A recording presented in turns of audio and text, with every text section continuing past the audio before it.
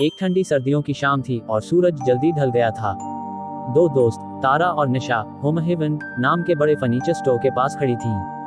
उन्होंने इस जगह के बारे में अजीब कहानियां सुनी थीं। जो लोग यहाँ बंद होने के बाद रुक जाते वे कभी वापस नहीं आते, लेकिन कोई यकीन नहीं करता था। तारा शांत और सतर्क थी, निशा बहादुर और जोश से भरी हुई थी। उसने शरारत भरी मुस्कान के साथ कहा, चलो आज रात यहीं रुकते हैं, देखते हैं कि कहानियां सच हैं या नहीं। तारा ने माथा सिकोड़ा, अगर खतरनाक हुआ तो? अरे यार, निशा ने कहा, मजा आएगा, बस एक रात। वे एक छिपे हुए कोने में घुस गईं और लाइट्स ऑफ होने का इंतजार करने लगीं। स्टोव अंधेरे में डूब गया।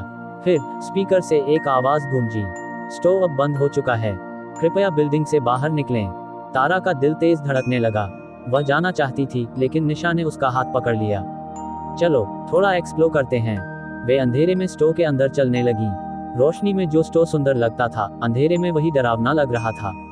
परछाइयां फर्श पर लंबी हो रही थीं। चुप्पी इतनी भारी लग रही थी कि तारा को लगातार पीछे हल्के कदमों की आवाज सुनाई दे रही थी। अचानक सफेद यूनिफॉर्म पहने स्टाफ दिखाई दिए। उनकी आंखें नहीं थीं, कोई एक्सप्रेशन नहीं था। वे सीधी लाइन में चलते हुए धीरे धीरे सर्च कर रहे थे। घबराकर तारा और निशा एक स्टोर रूम में छिप गईं। ये क्या है? तारा ने फुसफुसाते हुए पूछा। पता नहीं, निशा ने कांपती आवाज में कहा। तभी दरवाजे पर खटखटाहट हुई, लेकिन वह स्टाफ नहीं था।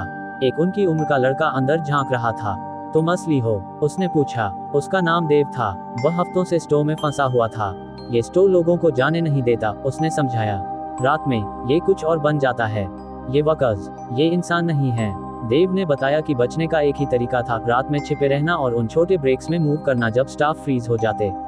तारा भागना चाहती थी, लेकिन सारे एग्जिट उन्हें वापस स्टोव के अंदर ले आते, जैसे कोई ऐसा मेज जो बदलता रहता।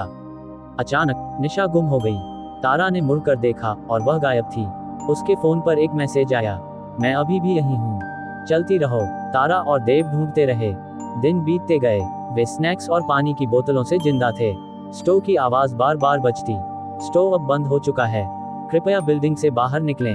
एक रात तारा की नींद खुली तो देव गायब था, सिर्फ उसकी जैकेट पड़ी थी। तारा ने रोया, लेकिन रुक नहीं सकती थी, उसे बाहर निकलना था। फिर किचन सेक्शन के पास से गुजरते हुए उसने एक नया स्टाफ मेंबर देखा, वही यूनिफॉर्म, वही खाली चेहरा, लेकिन वह देव जैसा लग रहा था। तारा समझ गई कि उसे भागना होगा। अगली रात जब स्टाफ फ्रीज हुए, वह भागी, शेल्फ्स, सोफे, मिरर के पास से, जब तक उसे एक छोटी सी रेड लाइट नहीं दिखी। एक इमरजेंसी एग्जिट। वह जितनी तेज भाग सकती थी भागी। पीछे से वर्कर्स फिर से मूव करने लगे। वे चुपचाप उसका पीछा कर रहे थे। वह दरवाजे तक पहुंची, उसे धक्का दिया। ताजी हवा ने उसके चेहरे को छुआ।